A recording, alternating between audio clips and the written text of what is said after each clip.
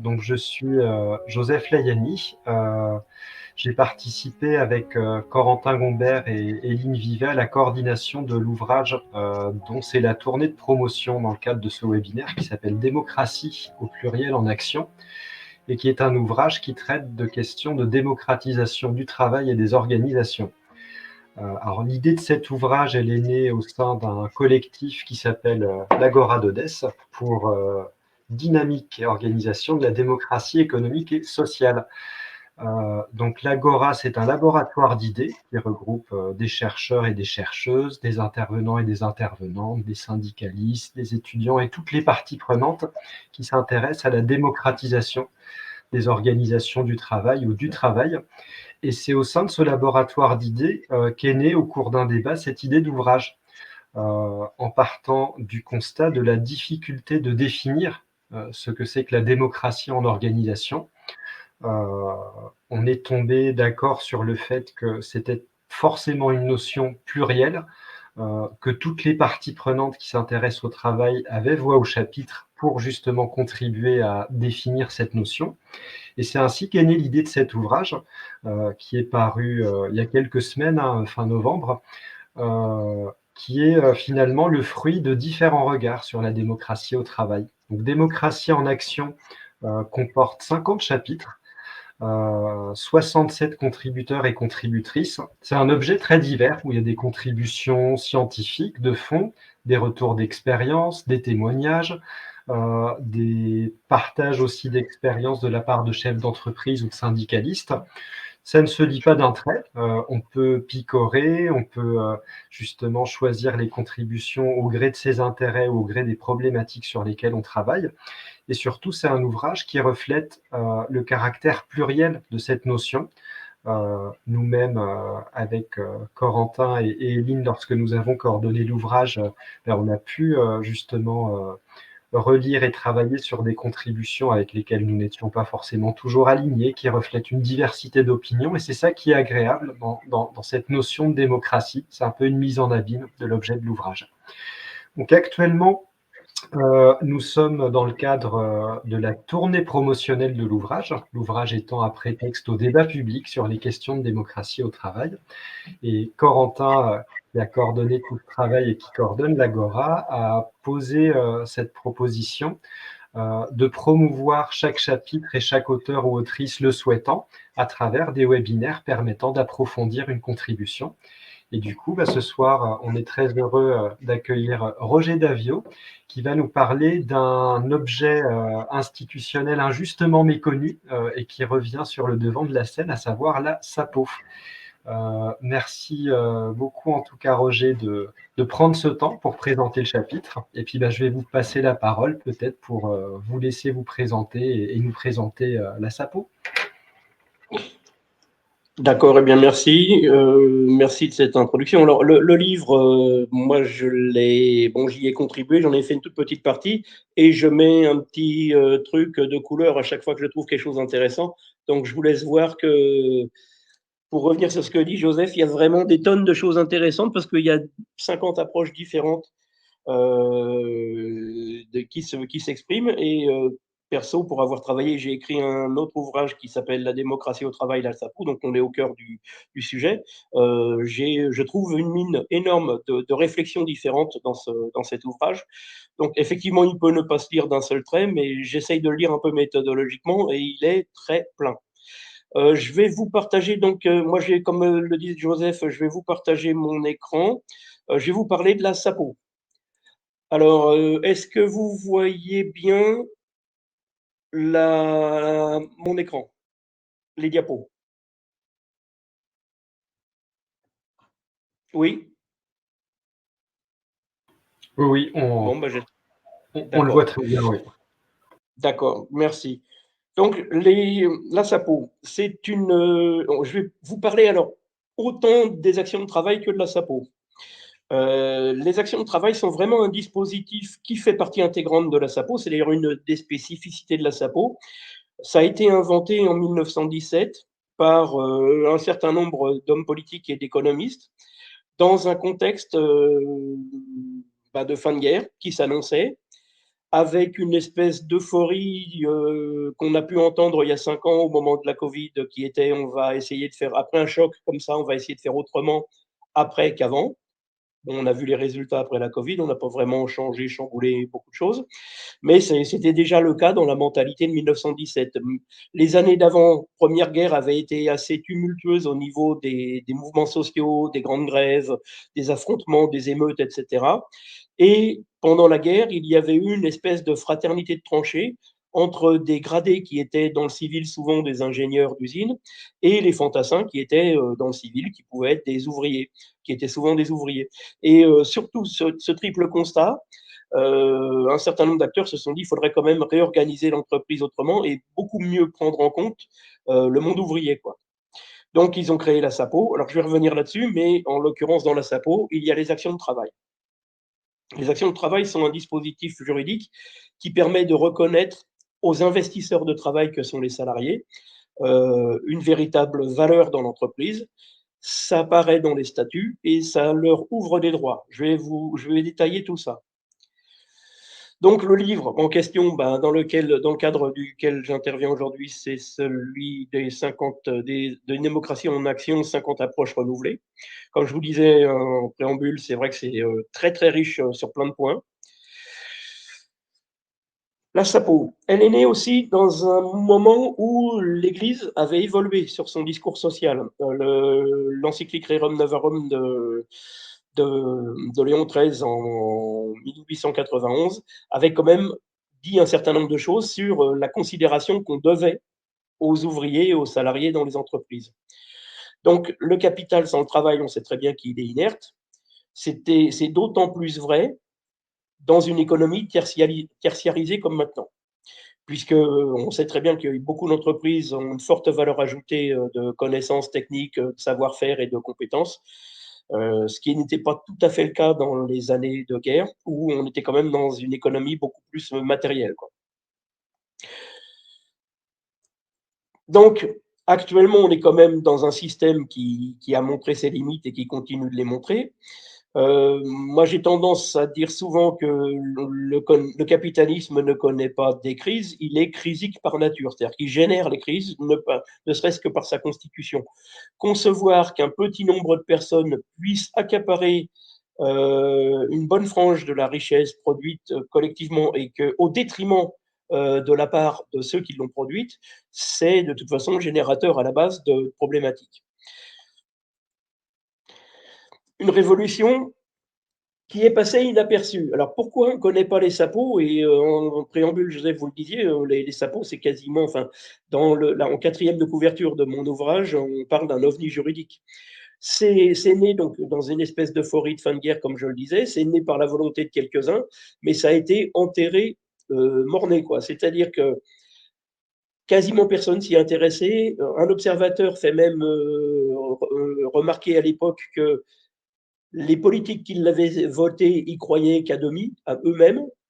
Il faut savoir que ça a été voté à l'unanimité, hein, quand même, sans véritable débat. Donc c'est passé vraiment, c'est passé crème, comme on dit. Mais dans le désintérêt, après, une fois que ça a été promulgué, que la loi a été promulguée en avril 1917, elle est passée tout de suite dans le désintérêt et dans l'adversité. Adversité croisée d'un côté d'un patronat qui voulait surtout pas ouvrir des droits aux salariés et de l'autre côté de syndicats et principalement à l'époque la CGT qui se positionnait très fortement à cette époque-là dans la lutte des classes et qui ne voyait pas d'un bon œil une espèce de ce qu'elle appelait une espèce de collaboration de classe. Ce qu'elle appelait une espèce de collaboration de classe. Alors c'est quoi une SAPO? C'est une ESA normale de la loi de 1866 à laquelle la loi de 1917 a rajouté 13 articles. On crée à l'intérieur de la SA un organe interne, une espèce de poupée interne, comme dans les poupées russes. Il y a la SAPO qui existe, qui a son existence juridique, et en interne de la SAPO, on regroupe tout l'effectif salarié, et je dis bien tout l'effectif salarié, dans une espèce d'entité interne, mais purement interne, qui s'appelle la coopérative de main-d'œuvre de la SAPO, qui est considéré de ce fait, qui devient de ce fait un actionnaire collectif et auquel on attribue, en contrepartie de leur seul investissement de travail, on leur attribue des actions de travail. actions de travail qui sont inscrites dans les statuts et qui leur ouvrent deux types de droits. Un premier droit, c'est un droit de percevoir une partie des dividendes. Et surtout, le deuxième droit, c'est un droit de participer aux instances de décision de l'entreprise avec véritable droit de vote, comme tout actionnaire. Alors, si la participation aux dividendes se faisait déjà depuis les années 1840 et s'était répandue dans plus d'une centaine de grosses entreprises en France à la fin du 19e siècle, les patrons philanthropes qui pratiquaient la participation aux bénéfices à l'époque ne voulaient surtout pas entendre parler d'un cadre réglementaire. Bon, ben, la loi de 1917 leur apporte un peu un cadre réglementaire sur ce volet-là, participation aux dividendes.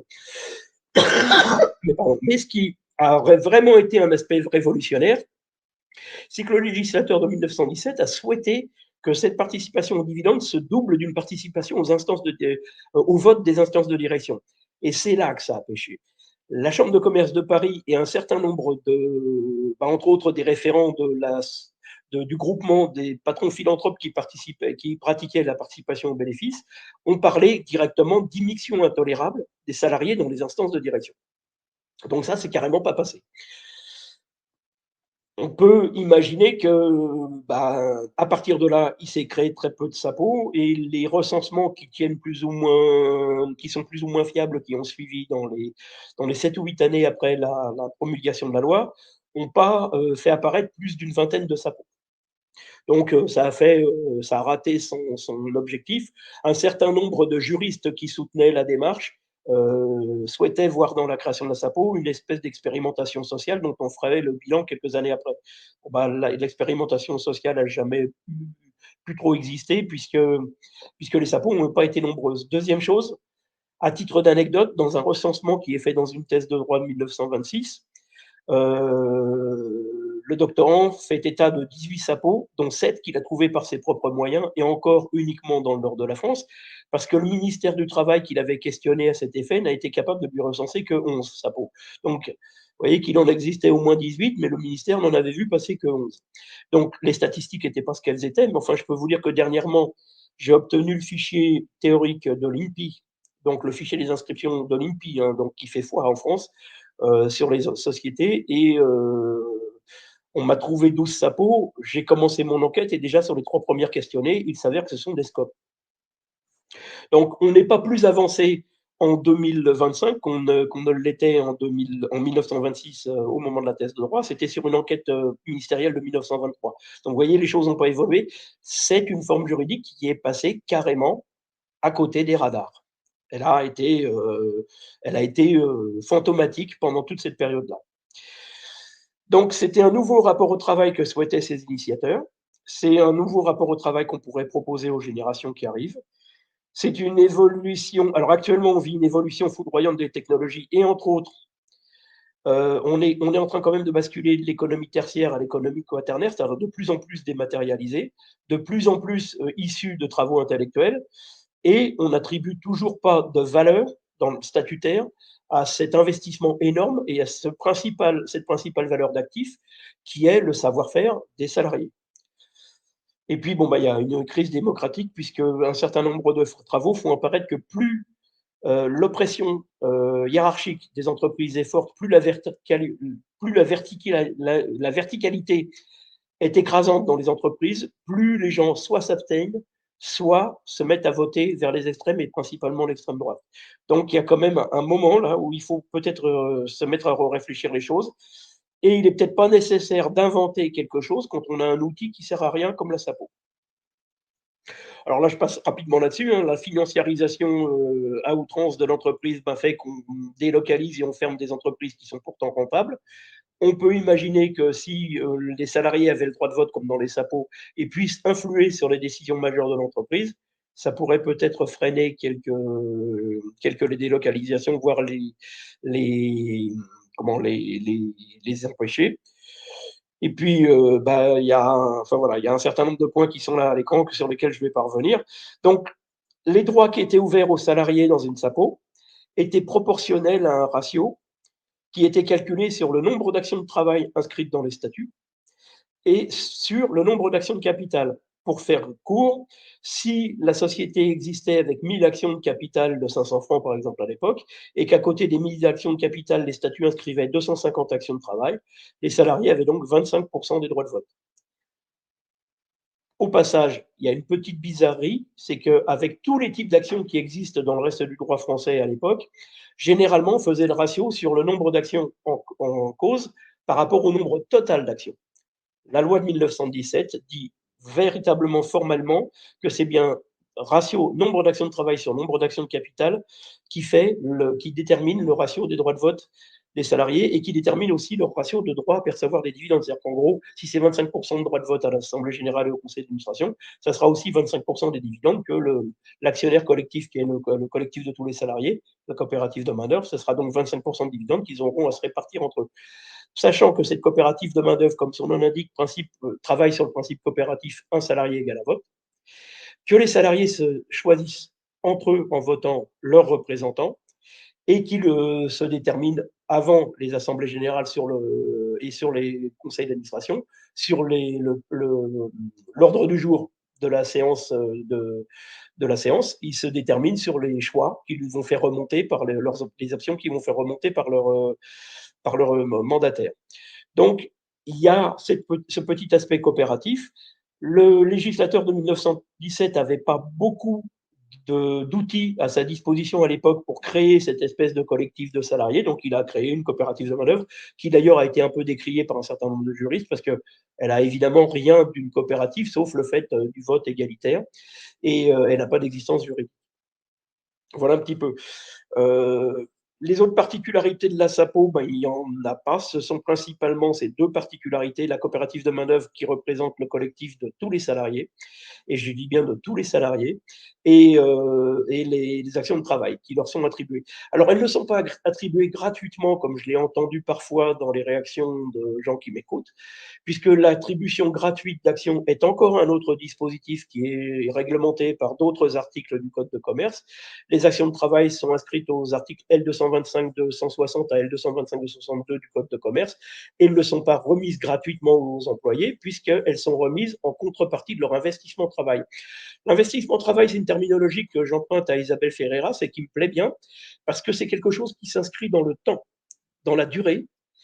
Et on sait très bien que, surtout dans les entreprises à forte valeur ajoutée, l'incorporel, par exemple, les comptes 205 et 207 du Code comptable qui traitent des notions de fonds de commerce, de notoriété en clientèle, de crédibilité en clientèle, et qui valorisent les procédés de l'entreprise, bah, c'est quand même flagrant que les salariés participent beaucoup à ces trois notions de compte-là. Procédé, notoriété en clientèle et crédibilité en clientèle. Donc, c'est quand même bien une valeur incorporelle que, pour l'instant, à ma connaissance, dans les outils juridiques dont on dispose, il n'y a pas grand-chose d'autre que les actions de travail qui permettent de le valoriser. Alors, on ne met pas de valeur nominale aux actions de travail. La loi de 1917 est dramatiquement muette sur cette question-là. Il n'a existé dans toute l'histoire et des SAPO que j'ai pu rencontrer, moi, dans mes multiples recherches, j'en ai trouvé qu'une seule qui avait attribué une valeur nominale à ces actions de travail, sur la logique que les dirigeants fondateurs qui avaient créé cette entreprise voulaient qu'on aille jusqu'au bout de la réflexion justement que je viens de soulever, qui est si le travail a une valeur, il faut pouvoir lui mettre une valeur nominale. Ça pose plein de problèmes autour et l'idée a plus ou moins été abandonnée avec le temps et c'est pas peut-être utile de la relancer. En tout cas, ça poserait un certain nombre de problèmes que j'ai pas tout à fait encore épluchés, mais que j'ai des camarades qui ont plus avancé sur la question, dans les quelques-uns qui connaissent la SAPO. Donc en 1917, comme je vous disais, contexte fin de guerre, euphorique. La SAPO n'est pas une SCOP. Plusieurs petites différences. Alors, c'est pas un comparatif de niveau, hein, c'est plusieurs petites différences entre la SAPO et une SCOP. C'est que dans une SCOP, pour acquérir le droit d'intervention, le droit de vote, il faut prendre une part de capital quand c'est une société ARL ou une action de capital quand c'est une SAS ou une ESA. En clair, il faut faire un geste capitaliste, je mets des guillemets, quand bien même c'est que 2-3 parts ou 2-3 actions qui valent au total 45 €, c'est quand même j'acquiers un droit de vote parce que j'ai déposé un chèque dans une SCOP. Ensuite, dans une SCOP, comme je mets une somme financière au départ pour devenir sociétaire, quand je pars, il faut me rembourser. Quand je suis toujours titulaire que de quelques actions, ça pose pas trop de problèmes. Mais pour ceux qui connaissent les SCOP, vous savez très bien qu'il existe ce qu'on appelle l'abondement coopératif. L'abondement coopératif, c'est statutaire, c'est chaque SCOP qui détermine son pourcentage d'abondement coopératif. C'est le principe que sur le salaire annuel qu'on perçoit, on laisse 1 ou 2% de son salaire annuel dans la coopérative pour créer des nouvelles actions que j'acquiers. Donc, quand je suis associé, je démarre peut-être avec 5 actions pour être actionnaire de ma SA SCOP, mais au bout de ma première année de salaire, je vais peut-être avoir une attribution par l'abondement coopératif d'une trentaine de nouvelles actions, et ainsi de suite. Et quand, en tant qu'associé ou actionnaire d'une SCOP, je quitte au bout de 25 ans ou 30 ans et que l'abondement coopératif a très bien marché pendant tout le temps, et bien mon capital, il est peut-être passé de 45 € à la base, où j'avais acheté 3 parts ou 3 actions, il est peut-être maintenant de 7 ou 8 000 €. Alors je précise quand même, j'ai été gérant de 2 SCOP, dont une CAE, et que dans une des 2 SCOP, il y a un des fondateurs qui a quitté la SCOP au bout de 21 ans ou 20 ans, en raison de l'abondement coopératif, il était passé d'une part de capital d'environ 1 000 € à quelque chose comme 6 000 et quelques euros. Donc, la SCOP n'avait pas forcément la trésorerie pour le rembourser facilement, ça leur a demandé quand même un peu de manœuvre. Donc, généralement, les SCOP négocient le remboursement sur 2-3 ans. Mais vous voyez, c'est une problématique qu'on a dans les SCOP, qu'on n'a pas dans les SAPO. Dans les SAPO, étant donné que je n'ai pas d'attribution personnelle d'action, que je suis titulaire collectif. Je fais partie d'un collectif qui est titulaire d'actions de travail qui ne sont ni cessibles ni individuelles. Et je quitte tout droit sur ce droit des actions de travail quand je quitte l'entreprise. Comme il n'y a pas de valeur financière aux actions de travail, j'ai donc rien à récupérer quand je quitte l'entreprise. Donc quand je suis salarié d'une SAPO que je quitte la SAPO, l'entreprise n'a rien à me rembourser. C'est quand même un petit avantage parce que ça ne grève pas la trésorerie de l'entreprise. Et c'est aussi un moyen que les actions de travail se passe de main en main avec le renouvellement de l'effectif, sans besoin qu'il y ait à faire d'actes, de bordereaux de transmission, de bordereaux de cession, etc.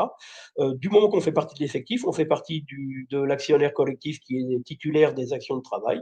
Et il n'y a rien à écrire à une sortie de salarié, il n'y a rien à écrire à l'entrée d'un autre salarié. Donc, ça présente quand même ces quelques avantages techniquement. Donc, comme je le disais, les salariés participent à la gestion et aux dividendes. C'est plutôt la participation à la gestion qui a gêné, donc, comme j'en vous ai été à tout à l'heure. Les actions de travail, je vous ai mis les numéros d'articles, j'en ai parlé. Et c'est un actionnariat collectif permanent des salariés.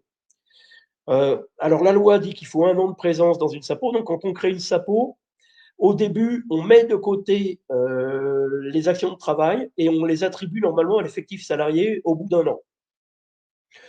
Je peux vous dire, pour avoir enquêté auprès de 4 SAPO existantes actuellement, SAPO et SASPO, puisque depuis un mémoire d'expertise de 2009, il y a eu depuis 2011 des expérimentations de participation ouvrière sous forme de SAS. Entre autres, la pionnière se trouve à côté de Pau, à l'Escar, qui est une PME de bâtiment qui fait à peu près 70 salariés maintenant, entre 65 et 70 salariés, et qui s'est créée sous forme de SASPO en 2011. Bon, depuis, il y a eu d'autres créations sous forme de SAS. Et donc, certaines ont fait le choix d'associer leurs salariés dans la coopérative de main-d'œuvre dès la fin de la période d'essai. Ils transigent un peu avec la loi, ils prennent ce risque, entre guillemets, d'intégrer dans la coopérative de main-d'œuvre, donc de participer aux décisions collectives, donc de participer par l'intermédiaire des représentants à l'Assemblée générale, de participer aux décisions dès 3 mois de présence dans l'entreprise, puisque chez eux, la période d'essai est de 3 mois. Et ils vont même plus loin, c'est qu'ils invitent la SAS dont je vous ai parlé, qui se trouve à la SAS du bâtiment qui se trouve à l'Escar, tous les salariés sont carrément invités à l'Assemblée générale. Tous. Ils ne viennent pas tous, mais ils sont tous invités. Et après, s'il y a des votes à faire, ils disposent d'un pourcentage de vote et ça peut jouer. Alors, plusieurs SAPO que j'ai enquêtés m'ont dit, mais on ne fait même pas jouer les pourcentages de vote. Il n'y a pas besoin. Les décisions, étant donné que les salariés sont au courant de tout, dans toutes les SAPO que j'ai rencontrées, on me parle de confiance, transparence, que ce soit les dirigeants ou ceux qui ont le mandat de dirigeant, que ce soit les salariés, et sans se concerter entre eux, ils m'ont tous parlé de confiance et de transparence. Et les salariés me disent, mais comment on sait tout? On sait quand la boîte va bien et qu'on va avoir des dividendes ou qu'on peut avoir une part de dividendes. On sait quand la boîte va mal et on n'a aucune raison d'embêter notre boss. On sait que la boîte va mal et même dans un certain cas, dans une des SAPO, dans une des SASPO, une fin d'année se présentait mal. Les salariés ont pris les devants, ont discuté avec leurs dirigeants en disant bah, écoute, on sait que notre prime de fin d'année ne passe pas, même pas ça à l'ordre du jour, on l'abandonne, on verra l'année prochaine. Donc ça se passe comme ça dans ces entreprises. Et j'entends un dirigeant qui, au bout de 2 minutes, quand j'échange avec lui, utilise le nous pour les prises de décision. Alors je lui rappelle qu'il a quand même la majorité des droits de vote, mais il me répond du tac au tac, mais Roger, sans eux, je fais quoi? J'ai été gérant de coopérative et adhérent MEDEF à une époque pour jouer un peu le grand écart. Et j'entendais des soirées entières des dirigeants d'entreprises qui parlaient de leur entreprise toute une soirée à la première personne du singulier. Ils étaient tout seuls. Là, j'entends dans toutes les SAPO que j'ai rencontrés, j'entends employer très rapidement le nous. Donc, il y a quand même quelque chose qui tient à une copropriété de l'entreprise qui semble évident pour ces gens-là. Les atouts de la SAPO. Donc déjà, les actions de travail, bah, comme je vous disais tout à l'heure, c'est à peu près le seul outil juridique, enfin dans tout ce que j'ai travaillé. Alors, je vais prolonger un peu mon travail sur les différentes formes d'action, mais c'est à peu près le seul outil juridique que j'ai trouvé jusqu'à maintenant qui reconnaisse l'investissement de travail, ce qu'on a appelé longtemps l'apport travail, ce qui s'appelle encore d'ailleurs dans beaucoup de cas l'apport travail, c'est le seul outil juridique qui le valorise et qui l'inscrive dans les statuts. Alors, il y a la reconnaissance de l'apport en industrie, mais c'est individuel. Là, c'est vraiment l'apport travail collectif. Une communauté d'intérêt, bah, c'est ce que je viens de souligner, entre co-entrepreneurs, et c'est vrai que quand j'entends parler du nous dans les entreprises, bah, ça se ressent très vite. C'est plus tout à fait un salariat comme un autre, quoique le lien de subordination subsiste, et que ça ne veut pas dire qu'il n'y ait pas place et même besoin et nécessité d'avoir toujours une représentation syndicale dans l'entreprise. Parce qu'un employeur, même dans les meilleures intentions, même dans une structure où on nous dit nous, où il y a une confiance et une transparence, un employeur peut dépasser les limites, certaines fois, dans ses prises de décision, dans son rôle hiérarchique, entre autres. Et donc là, il y a peut-être besoin qu'un syndicat intervienne pour recaler les choses et défendre un salarié. C'est un levier de croissance parce que les décisions prises par consensus, elles sont nettement mieux appliquées et les salariés avancent pas à reculons. J'entends, moi, dans toutes les entreprises que j'ai rencontrées, bah, des salariés qui jouent vraiment le jeu parce que c'est leur boîte. Ils nous disent c'est chez nous. Voilà. Et puis un ancrage dans la durée parce que bah, l'effectif salarié se renouvelle naturellement, sans formalisme, comme je vous disais tout à l'heure, contrairement au scope où il faut faire la sortie de l'associé puis la rentrée de l'autre, etc. Là, les salariés quittent le collectif, et ben, ils quittent la SAPO, ben, quittent le collectif, et puis voilà, il y a rien à noter nulle part. Alors la propriété collective, je vous en ai déjà parlé. Hein, c'est la propriété, donc c'est la coopérative de main-d'œuvre. Alors qui n'est pas tout à fait propriétaire, puisque comme les actions ne sont pas cédibles, la notion de propriété suppose une valeur mobilière, une possibilité mobilière. Là, les actions ne sont pas cessibles. Donc on est plutôt, quand on fait partie du collectif de la coopérative de main-d'œuvre d'une SAPO, on est plutôt usufruitier des actions de travail le temps, pendant son temps de présence dans la société. On a donc un droit sur les dividendes et un droit sur la gouvernance. Alors c'est vrai qu'en dessous d'un certain taux, par exemple 10%, ça peut être plutôt symbolique. Quoique, tout dépend de la constitution du capital. Et il y a des sociétés dont le capital est tellement dispersé qu'avec 10-12%, les salariés commencent à être le plus gros actionnaire. Et leur position dans un vote partagé dans une AG ou dans un conseil d'administration peut faire pencher la bascule. Les actions de travail sont octroyées sans paiement, ce qui ne veut pas dire gratuit. Ce qui, comme je l'ai souligné tout à l'heure, l'attribution gratuite d'actions, c'est un dispositif particulier. Et donc, comme je viens de le souligner, elles sont incessibles. Voilà, c'est un peu un ovni juridique donc, qui a été complètement oublié. D'ailleurs, même les débats qui existaient dans ces années-là sur les natures d'actions, il est quand même bien affadi depuis un certain nombre d'années. Donc, il y aura peut-être matière à retravailler là-dessus. Donc, la proportion entre action de travail et action de capital détermine les droits dont j'ai parlé plusieurs fois. C'est évolutif. on peut imaginer démarrer avec 25% de droits aux dividendes et aux décisions pour les salariés. Et dans une entreprise où le dirigeant se dit, mais finalement, ça serait le bon moyen qu'il me succède. Moi, ma retraite commence à se profiler, je leur passerai volontiers les clés de l'entreprise à un moment ou à un autre, avec un peu de philanthropie et une reconnaissance certaine du dirigeant pour ses salariés en disant non, non, mais c'est vrai que l'entreprise, maintenant, je leur vois beaucoup.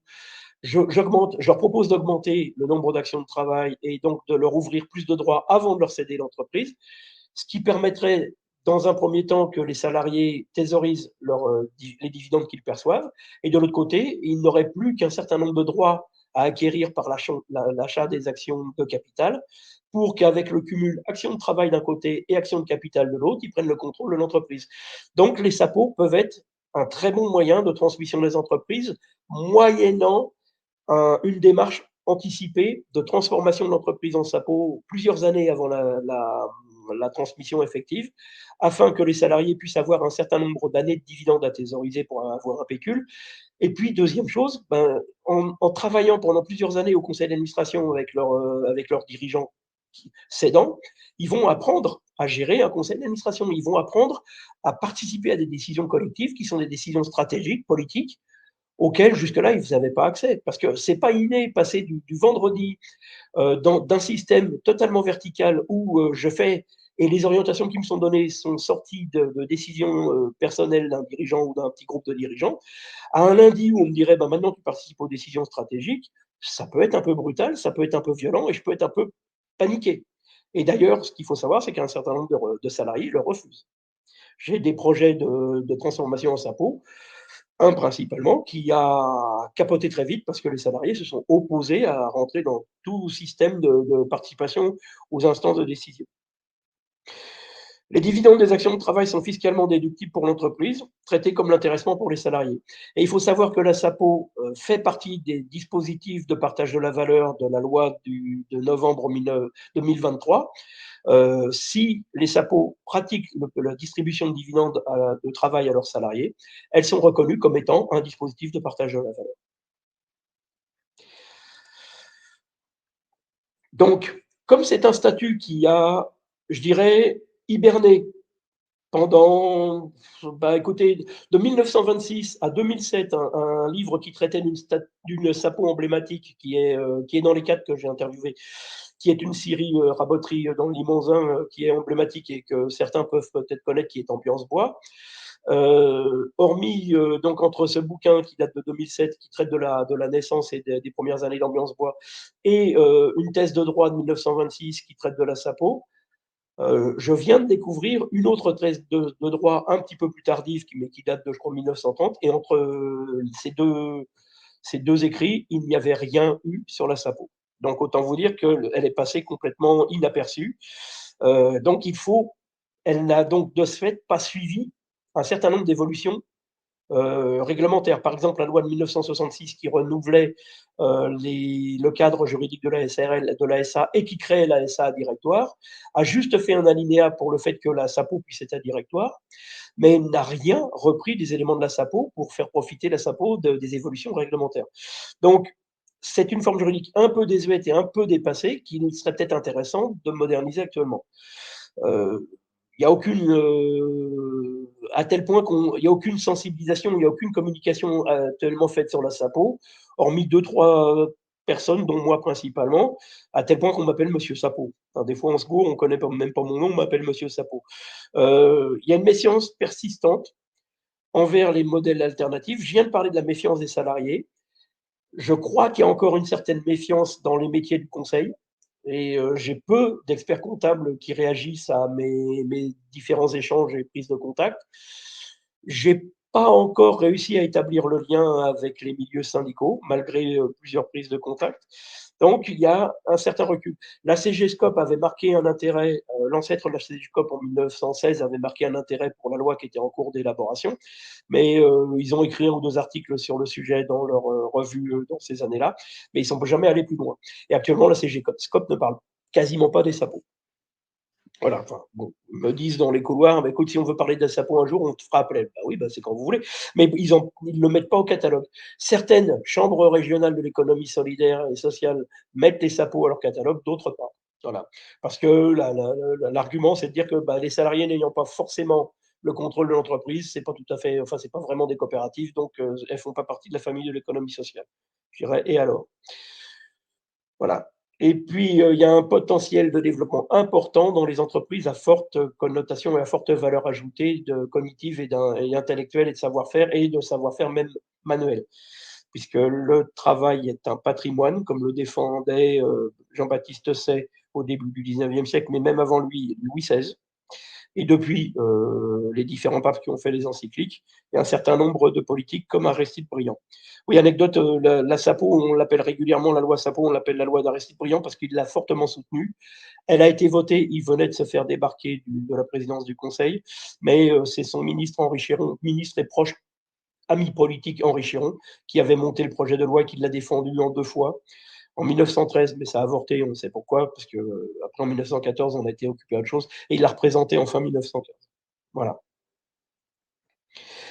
Alors, on a créé une association APSAPO pour promouvoir le développement des SAPO. Donc, quand je vous parle des quelques-uns qui savent de quoi il est question quand on parle des SAPO, bah, c'est là, c'est APSAPO. Voilà. Voilà, bon, je vais passer très vite là-dessus. Et puis voilà. Donc, j'ai fini avec ça. Je suis ouvert aux questions. Je vais quitter mes écrans et je vais revenir sur l'écran de base, en espérant ne pas me tromper. Eh ben, un grand merci, Roger, euh, pour cette présentation très claire. J'ai 2, 3 réactions que je vais m'autoriser, et puis j'ai relevé un certain nombre de questions toutes fort intéressantes. Déjà, je vous remercie encore une fois et je partage le caractère révolutionnaire de la SAPO. C'est peut-être pas un hasard d'ailleurs que ce soit né en 1917, c'est l'année de la seconde révolution russe. Et c'est très intéressant, je trouve que c'est une forme de changement de paradigme où au lieu d'opposer capital et force de travail, on arrive à conceptualiser que l'un peut devenir l'autre. Et justement, ça bouleverse totalement les rapports de force.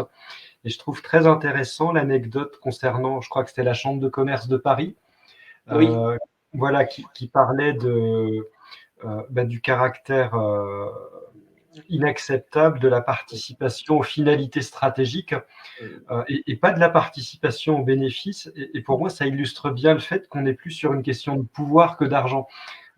Et qu'il y a beaucoup de choses qui se jouent autour du droit de la force de travail à participer aux finalités du travail. oui. Ça, Alors, c'est si je puis me permettre, bien si sûr. je puis me permettre, avec l'affaire LIP, quand vous entendez en 73 un Pierre Messmer, Premier ministre, je crois, à l'époque, Oui, qui dit dans l'affaire LIP, qui dit devant des micros, devant des journalistes, les salariés n'ont pas à avoir les paroles. On n'est pas encore sorti de cette mentalité-là. Et malheureusement, elle existe toujours. Et ce qu'il faut savoir, et ce que j'ai lu d'ailleurs dans notre ouvrage collectif là, sur la démocratie en action, les 50 approches, c'est que l'encadrement intermédiaire souvent s'oppose à une démocratisation auprès des salariés parce qu'ils ont une crainte d'y perdre un pouvoir, leur pouvoir local de cadre, de chef de service, etc. Donc, il y a un certain nombre d'oppositions qui existent et qui existeront encore et qui existeront, je pense, encore très longtemps. bien sûr. Euh, Effectivement, que les investisseurs financiers et surtout les fonds prédateurs, les fonds purement avides de cash flow rapide vont surtout pas vouloir de la parole des salariés parce que ça leur, surtout si ce droit de parole est conséquent et significatif, parce que ça leur interdira de pratiquer par exemple les délocalisations qu'on appelle purement financières pour aller gratter et faire plus de marge sur la sueur de travailleurs de l'autre côté de la planète qui vont pouvoir encore plus exploiter. Donc évidemment, un certain nombre d'acteurs vont pas vouloir de ça. Maintenant, je me suis fait dire par un responsable du MEDEF auprès duquel j'ai eu la chance de présenter la SAPO dans des commissions reprises de CCI. Et D'accord. ça commence à bouger dans les CCI. L'idée d'une transmission possible aux salariés, il y a 10 ans, on m'aurait ricané au nez. Maintenant, ça commence à bouger dans les CCI. J'ai été invité à présenter dans une commission transmission. Je suis invité dans une deuxième. Et le président local de la commission transmission, qui est un responsable local du MEDEF, m'a dit c'est bien ce truc-là. Ça peut peut-être pas servir super souvent, mais pour les quelques cas où ça peut resservir, c'est très important de connaître. Bah, je dis, il y a des choses qui bougent doucement. Il y a des choses qui bougent doucement. Il y a quelques mentalités qui commencent à s'ouvrir. De là à ce qu'il y ait un embrasement, je pense que je serais disparu avant que vraiment beaucoup de choses aient bougé. Mais au moins que l'information puisse circuler, ça me semble intéressant. C'est pour ça que quand Corentin m'a sollicité pour participer à l'ouvrage collectif et mettre quelques mots sur la SAPO, je dis ben oui, c'est un modèle de démocratie au travail. C'est jamais qu'un outil juridique. Bien sûr, mais C'est qui que ouvre intellectuellement un champ des possibles assez énorme en réalité. Euh, alors après, on avait 5 questions de fond qui sont toutes fort intéressantes et je vais rapidement passer sur une question technique de Jean-Louis qui dit: sera-t-il possible de visualiser à nouveau votre intervention?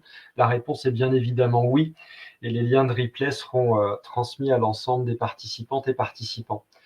Alors après, on avait un certain Corentin, je ne vois pas du tout qui c'est, qui nous demandait est-ce que la SAPO pourrait outiller une forme de bicamérisme économique, comme décrit dans la proposition de loi de la semaine dernière sur la démocratie en entreprise, et il nous remet le lien vers la proposition de loi. Donc est-ce qu'on la considère comme une forme de bicamérisme avec une forme quelque part de contre-pouvoir ou de chambre séparée entre actionnaires et travailleurs? Alors, si je reprends le bicamérisme dans les travaux d'Isabelle Ferreras, c'est souvent une parité, c'est-à-dire 50-50. Sous réserve que le pourcentage de droits d'intervention des salariés soit assez conséquent, je pense qu'on peut se rapprocher. Ça peut être une forme de bicamérisme. Si c'est 10% de droits de vote ou 11%, comme ça a été le cas chez Nice Matin pendant longtemps, de salariés au milieu de tout un conseil d'administration de la famille ou gagné aux thèses de la famille Yersan, on n'est pas dans le bicamérisme, c'est évident. Donc, oui, sous la réserve que j'ai soulignée, ça peut être une forme de bicamérisme. Oui, et d'ailleurs, de ce que je comprends, il y a une forme quand même de plasticité statutaire qui permet aussi de ne pas s'en tenir aux fondamentaux légaux et d'aller un peu plus loin dans la participation à la gouvernance ou le contrôle, qui sont deux Oui. choses différentes. Alors après, on Ambiance avait... bois, Oui, pardon, Roger, je vous en prie. Ambiance bois que j'ai cité, qui est une SAPO très emblématique, qui a maintenant 37 ou 38 ans bientôt d'existence, a fait le choix d'un 50-50 Mhm. et de mettre en débat et de chercher un consensus sur toutes les décisions piquantes, on va dire.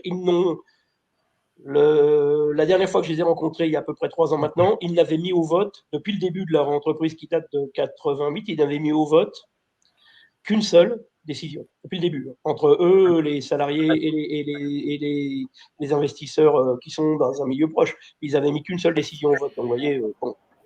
Oui, ça souligne l'aptitude au consensus que ça crée, de fait. Oui. Ouais, très intéressant. Alors, on a Roberto ensuite qui demandait est-ce qu'on a des comptes rendus ou des procès-verbaux des coopératives de manœuvre? On peut les trouver. Ça veut dire qu'il faudrait que j'aille. On me les a proposés, hein. Le journal du Centre, qui est basé à Nevers, est une SAPO. Une SAPO qui s'ignore un peu, parce que j'ai eu leur représentant des salariés au téléphone, avec qui j'ai discuté un petit peu. C'était quand même les mandataires des salariés, donc les représentants de la SCMO, la fameuse SCMO. Je leur ai appris un peu ce que c'était qu'une SAPO, donc je suis un peu embêté. C'est une SAPO qui s'est créée à l'après-guerre en 1953 pour que les journalistes disposent d'une liberté d'expression et que des pouvoirs financiers ou autres puissent pas leur faire trop de pression pour guider leur ligne rédactionnelle. Je mets ça en parallèle avec ce qu'on peut voir actuellement. Euh, et ils ont un peu perdu au fil de l'eau avec les années, ils ont un peu perdu en 80 ans, ils ont un peu perdu le fond de pensée de ce que c'était qu'une SAPO. Mais j'ai eu au téléphone l'ancien mandataire de la coopérative de main-d'œuvre qui m'a proposé de me mettre à disposition un certain nombre d'actes de sa coopérative de main-d'œuvre. Par exemple, il y a eu une SAPO qui a existé, qui a été dissoute en 1945 parce que c'était un journal qui a continué de paraître pendant l'occupation, donc il a été dissous administrativement par le gouvernement provisoire. Les archives sont aux archives nationales. Donc, ça me demanderait d'aller fouiller. Je ne suis pas encore allé fouiller. Oui, en tout cas, c'est trouvable. C'est trouvable. Et puis, par exemple, c'est eux des SAPO actuels, je pourrais leur demander qu'ils me mettent à disposition leur mode de procès-verbaux, de prise de décision, de documents de prise de décision au sein du collectif de salariés. Tout à fait, je pourrais enquêter là-dessus. Ouais, très bien, ça serait précieux. Je saute une question de Bruno parce que je vais la garder pour la fin. Je trouve que c'est une très belle ouverture. Je repasse à une seconde question de Roberto. Alors, est-ce qu'on sait ce que sont devenus les 18 sapos? Et je superpose par-dessus une question que je me pose, c'est, alors certes, ça peut être un statut un peu confidentiel, mais 18 sapos seulement, c'est ridiculement peu. Est-ce qu'on explique pourquoi c'est si peu connu? Alors, comme je vous disais tout à l'heure, elle a été votée dans l'euphorie, mais elle a même pas été vraiment bien comprise et supportée par les élus qui l'ont votée. Ensuite, le patronat et la Chambre de commerce de Paris s'est fortement opposé au dispositif. Donc forcément, le patronat n'en a pas fait publicité. Les chambres consulaires, d'autant plus, puisque les chambres de commerce du reste de la France à l'époque suivaient un petit peu, Paris parlait, les autres écoutaient beaucoup. Ensuite, il y a eu un certain nombre de juristes qui se sont évertués à rédiger les statuts des premières SAPO et qui en ont un peu dénaturé la démarche. En clair, un observateur disait que ce qu'ils avaient fait, un simple comptable ordinaire aurait pu rédiger les statuts parce que c'était grosso modo qu'un moyen de répartir un peu de dividendes, quoi. Donc, ils avaient totalement dénaturé la partie participation aux instances de direction. Et puis il y avait pas de presse et il y a eu très peu de bouquins. Il y a eu un bouquin avant la naissance des sapos, le bouquin d'Antonelli qui est vraiment un peu la trame de base de la loi qui est sorti après, c'est 1912. Il y a eu un autre ouvrage en 1919 et un ouvrage en 1920, mais en tant qu'ouvrage, il y a eu que ça, qui ont très peu circulé. Donc, si vous voulez, pas de support, pas de fédération pour supporter. Ouais. La Chambre consultative des associations ouvrières de production, qui est l'ancêtre de la CGSCOP, n'a fait aucune promo de la SAPO, personne autour. Donc, pas de presse, pas de littérature, pas d'organes de tutelle, des élus qui ne savaient même plus qu'ils l'avaient voté. Il y a une anecdote d'Oumer qui avait été dans les votes de 1917, donc avril 1917, va dire en septembre 1919, quand il était question de passer les mines sous régie, sous forme de société avec une participation des salariés, etc., il va dire à la tribune, il serait quand même temps que notre pays se dote d'une loi sur la participation. Il avait juste participé au vote de la SAPO 2 ans et demi avant. Donc, vous voyez, tout ça a fait qu'elle est partie assez vite dans les oubliettes. Et après, c'est devenu une histoire de quelques spécialistes en France qui savaient ce que c'était que la SAPO. Et on est actuellement, c'est compliqué de recenser les SAPO sur le siècle parce qu'il y a très peu de bouquins qui en parlent. Je vais m'en récupérer un là après-demain qui recense un peu les sapos, je crois que c'est en 51. Voilà, les sapos existantes en 51 et les sapos ayant existé. Alors, les 18 qui sont cités dans le mémoire de Henri de Rouvroy, mémoire présenté à Lille en 1926, mémoire de droit, donc la thèse de droit. Il cite 18 sapos, mais il y en avait déjà 6 qui avaient fermé pour mauvaises affaires, comme des sociétés peuvent fermer pour mauvaises affaires. Il y en avait 4 qui avaient abandonné le statut sapo parce que les ouvriers n'avaient pas voulu rentrer dans le système, quoi. Ils avaient plus ou moins refusé le système. Et il y en avait 2, je crois, qui avaient 2 ou 3 dont les actionnaires avaient tout fait pour écarter les salariés, carrément ne même plus convoquer les mandataires des salariés au conseil d'administration. En gros, convoquer tous les autres actionnaires, mais pas les mandataires des salariés. Donc, vous voyez, c'était parti un peu en vrac. Il y avait en gros que 6 sapos qui avaient vraiment joué le jeu. Alors, anecdote, à la date où Henri de Rouvroy fait son mémoire, il en chiffre 18. Par mes propres moyens et tout à fait par hasard, j'ai trouvé une 19e sapo. Donc, vous voyez, il en a peut-être existé encore 5 ou 6 autres qui sont passés totalement inaperçus. Donc, personne, et comme je disais tout à l'heure, et c'est encore le cas, l'INSEE n'est pas capable de me dire combien il y a de sapos en France. Intéressant, et puis ça reflète aussi des questions de volonté politique. En tout cas, ça dénote avec l'euphorie de départ. On peut gager que les gens se sont fait peur quelque part. Merci. Et alors après, une question un peu technique de Bruno, mais intéressante. L'actionnaire financier, ben, est-ce qu'il est autorisé à revendre ses parts et à faire une plus-value? Est-ce que Oui. justement on traite les parts financières comme dans une entreprise traditionnelle? Ah bah, alors pour le coup, comme je disais tout au début, la loi de 1917 a rajouté 13 articles à la loi de 1866 et 1867, pardon. Donc, Rien ne change pour ce qui est des actions. Et alors, comme je vous disais tout à l'heure, à l'époque, il y avait un certain nombre de types d'actions dont on n'entend plus parler actuellement, hein, mais il existait un certain nombre de types d'actions dans les SA. Je vais commencer à étudier ça assez prochainement. Mais, et donc, oui, l'actionnaire traditionnel pouvait revendre ses actions tout à fait comme tout actionnaire, comme ce qui se fait encore actuellement et malheureusement beaucoup trop au second marché, etc. Mais oui, les actions, les autres actions sont des actions de droit commun, quoi. Oui, c'est très clair. Il y a Corentin qui dit on va lancer un appel à témoins. Avez-vous vu une SAPO? Et je pense d'ailleurs qu'il y a une logique comparable aux espèces en voie de disparition qui mériterait d'être appliquée vu le caractère pertinent du statut par rapport aux enjeux actuels. Alors, il y a une dernière grande question. Je vais fusionner deux questions, la question de Bruno et de Franck. Donc, il y a Franck qui nous demande déjà quels arguments on pourrait porter au-devant du patronat, au-delà des questions de succession pour les motiver à aller vers la SAPO. Et Bruno qui demande un peu dans la même veine, qu'est-ce qui motiverait l'actionnariat à renoncer à sa souveraineté? Qu'est-ce qui finalement ferait de la SAPO un objet, un futur désirable pour les détenteurs du pouvoir ou de la gouvernance? Ah bah, vous vous doutez bien qu'il n'y a pas de réponse d'une évidence absolue, sinon ça sera déjà fait. Déjà, je pense qu'il faudrait qu'ils la connaissent. Bien sûr. Là, partons du fait que je ne peux pas opter pour quelque chose dont j'ai jamais entendu parler. Donc, une fois qu'ils la connaissent, ils peuvent se dire oui, mais j'y perds de mon pouvoir. Alors là, c'est vrai qu'on touche à un point névralgique du mythe actuel et de la figure du dirigeant d'entreprise actuel, qui, si vous lui donnez le choix entre se faire amputer d'un bras ou perdre une partie de son pouvoir, vous pouvez être sûr qu'il préférera devenir manchot. Donc, il y a ça, quoi. Il y a cette espèce d'identification. D'ailleurs, le MEDEF s'appelle pas MEDEF pour rien. Identifier le patron à son entreprise, c'est la grande idéologie actuelle du patronat traditionnel. Donc, ce qui explique qu'il parle à la première personne, d'ailleurs.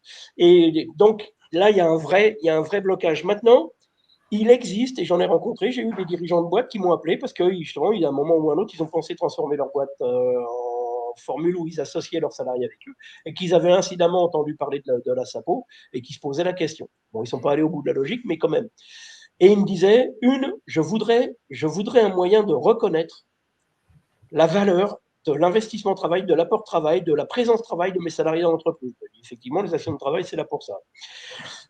Deux, ça peut être quand même un moyen pour des patrons, des dirigeants de PME qui n'ont pas envie que leur entreprise tombe dans l'escarcelle de groupes internationaux qui vont les dépecer.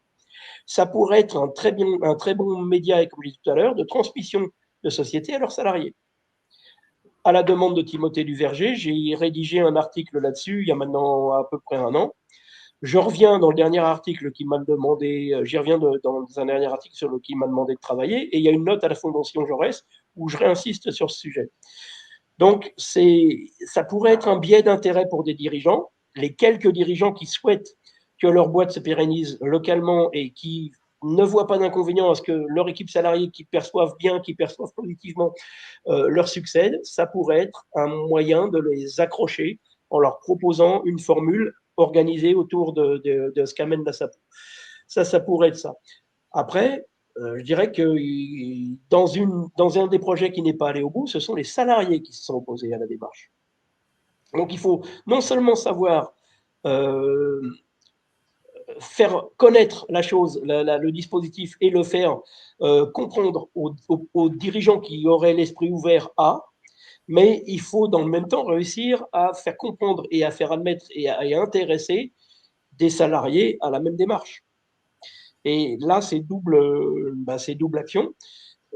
Moi, je pense que j'ai encore un paquet de temps devant moi à travailler sur ces questions-là en faisant découvrir déjà le dispositif à un certain nombre de personnes, d'un côté des dirigeants et de l'autre côté des salariés. Mais en tout cas, il y a des blocages des deux côtés, quoi. Le dirigeant d'entreprise qui, pour céder son entreprise, créerait un certain nombre de parts d'actions de travail avant de créer, admettrait tacitement à travers ça, est amené à réduire le montant de la transaction qu'il propose à ses salariés, quelque part. C'est-à-dire que c'est vraiment le dirigeant qui veut reconnaître la valeur, donc qui va la déduire de ce qu'il va leur proposer de racheter. c'est pas à tous les coins de rue. Il faut quand même savoir qu'on trouve des dirigeants comme ça. Il faut quand même savoir que le discours qui les environne chez les banquiers traditionnels, chez les experts comptables, chez les avocats, c'est un discours totalement opposé à ça. Certainement, oui. C'est très clair. Eh ben, un très grand merci, Roger. C'était passionnant et inspirant. Et moi, si je devais retenir quelque chose en conclusion de la SAPO, c'est que c'est un révélateur, au-delà des éléments juridiques et statutaires, parce que ça révèle que ce qui est présenté comme un débat économique au sens rationnel, homo economicus, c'est en fait un débat politique qui porte plutôt sur les enjeux et la structure du pouvoir. Et c'est intéressant d'avoir un instrument juridique qui permet de le révéler et de sortir de certains faux semblants. Donc un très grand merci. On œuvrera pour promouvoir la SAPO. Je pense que le fait d'assister à ce temps donne envie de partager. Et puis pour conclure, j'espère que voilà, vous avez apprécié ce temps d'échange. C'est une des 50 justement nuances de cet ouvrage Démocratie en action. Je remets le lien vers l'ouvrage sur le site de l'éditeur Bordelot Édition. Donc je vous invite justement à acheter l'ouvrage dont les ventes servent à soutenir l'Agora d'Odesse. On est sur une finalité non lucrative. J'en profite aussi pour vous rappeler que sans le travail d'animation, de coordination, de plaidoyer, de participation au débat public de l'Agora, rien de tout ça n'aurait été possible. Donc, s'il vous plaît, soutenez l'Agora et pas seulement en action de travail. Hein, il y a aussi une dimension capitalistique qui est importante pour que l'Agora subsiste. Et enfin, je vous rappelle que l'Agora organise les 3e assises de la démocratie au travail le 5 février 2026. Je mets le lien vers les assises. Les inscriptions seront très bientôt ouvertes. Et à l'occasion des assises 2026, je vous laisse découvrir le programme sur le site. Vous aurez l'occasion d'emprunter des auteurs dans le cadre d'une bibliothèque humaine pour discuter de vive voix de ces chapitres de 50 nuances de démocratie au travail. Je vous dis à toutes et tous un très grand merci. Et Roger, je vous laisse le mot de la fin.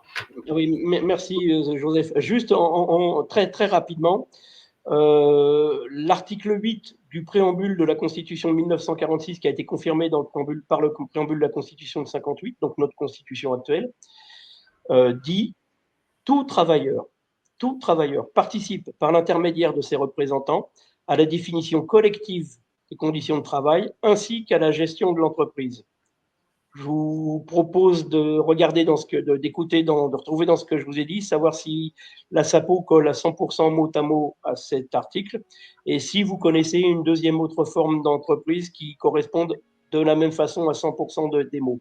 Ensuite, tout le monde connaît une SAPO. Air France a été pendant 2 ans, très provisoirement entre 92 et 94, une SAPO. Quand Air France a fusionné avec UTA, a pris la forme d'UTA, qui était, elle, une SAPO depuis 1937. Donc, vous voyez, on a quand même quelques SAPO notoires. Nice Matin, qui a été une SAPO, Air France, et le Journal du Centre, et la République du Centre-Est aussi a été une SAPO à une époque. Voilà. Merci en tout cas. Et puis, c'est un très bon bouquin qui est très riche, Démocratie en action, 50 approches renouvelées de la démocratie dans l'entreprise et du travail. Et donc, moi, je me régale à lire les contributions de mes collègues. Bonne soirée à tous. Merci de votre écoute. Et puis, j'espère que ça vous aurait appris au moins une ou deux choses ce soir. Un grand merci, Roger. C'était passionnant et merci beaucoup à toutes et tous. À très bientôt. Au revoir.